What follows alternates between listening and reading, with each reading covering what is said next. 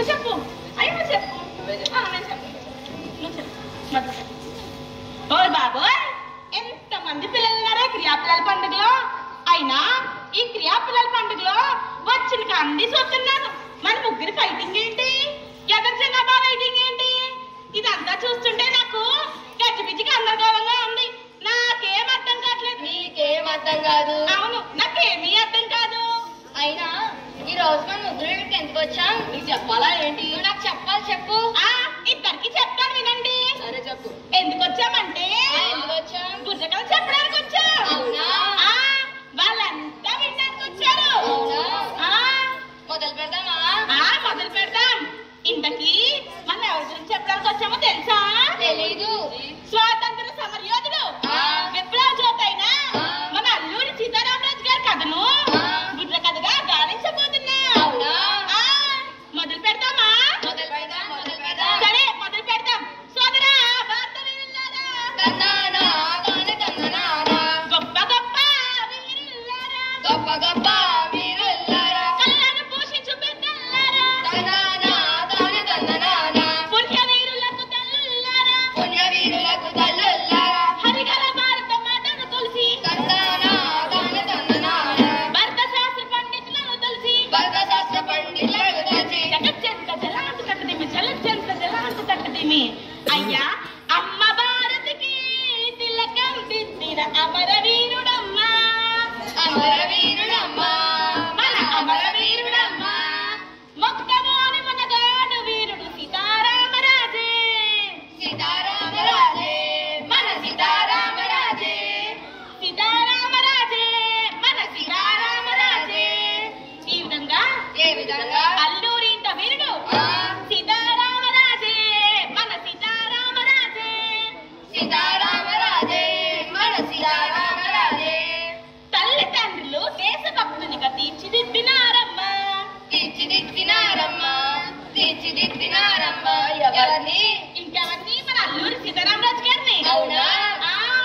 వినరా భారత వీర కుమార వీరగాథ వినరా, వీరా భారత వీర కుమార వీరగాథ వినరా, వినరా భారత వీర కుమార వీరగాథ వినరా, వీరా భారత వీర కుమార వీరగాథ వినరా. తెల్లదొరలను తరిమి కొట్టే రోజులు వచ్చాయన్నా, రోజులు వచ్చాయన్నా, మన రోజులు వచ్చాయన్నా.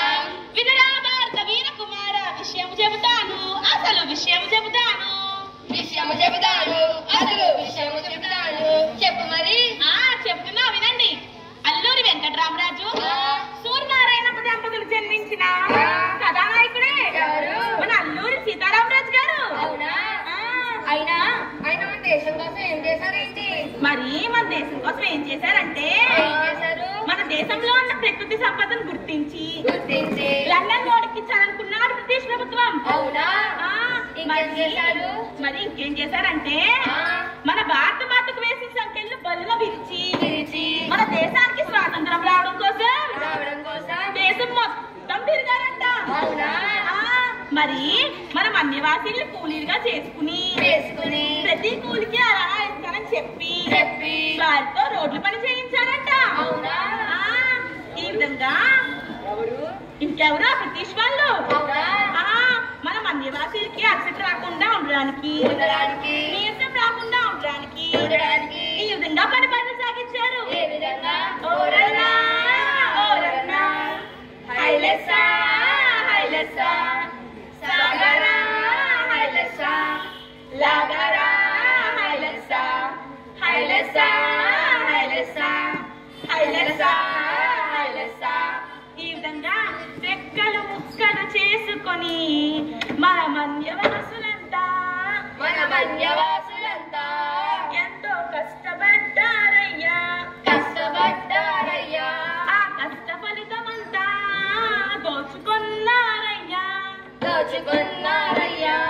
దోచుకున్నారయ్యా. ఎవరు? ఇంకెవరో బ్రిటిష్ వాళ్ళు. అవునా?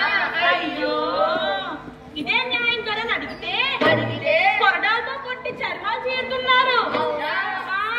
ఆ బాధను భరించలేని మన మన్యవాసులంతా బోరు బోర్ను వినిపిస్తున్నారు. అవునా? ఆ ఆ బోర్డును తీర్చేది ఎవరు లేరా? మన మన్యవాసులు కూడా ఇలాగే ఆలోచిస్తున్నారంట. మరి ఆ బోర్డును తీర్చేవారు ఉన్నారా లేరా? ఎందుకు లేరు ఉన్నారు. ఎవరు? ఎవరంటే అదిగో అదిగో అదిగో అదిగో ఆకాశం బల్లున తెల్లారి వస్తున్నాడదిగో మన అగ్గి పిడుగు అల్లూరి, మన అగ్గి పిడుగు అల్లూరి. తర్వాత ఏమైంది? ఏమన్నారంటే సీతారామరాజు గారు, ఎవడురా నా భరత జాతిని కప్పమడిగిన సూర్చుడు, ఎవడెవ్వడా పొగుడు పట్టిన తెల్ల దొరగాడెవ్వడు, బ్రతుకు జీవులు పగ్గుమంటే ఉడుకు నెత్తు రూపెనైతే ఆ చంద్ర నిప్పులు తండ్రి గొడ్డలి పన్ను కట్టుది చూడరా అని బ్రిటిష్ వాళ్ళకి దండెత్తుకెళ్లారు. ఇంకేమన్నారంటే బ్రతుకు తెరువుకు దేశం వచ్చి బానిసలుగా మమ్ము నుంచి పన్నులు అడిగే రప్పులు వచ్చిన తప్పులు ఎవరికి వచ్చారా అని సీతారామరాజు గారు బ్రిటిష్ వాళ్ళని కళ్ళు చేసి చూసారట. ఏమైందంటే మరి బాధ కాకపోతే ఇంకేంటండి అసలు ఏం జరిగింది?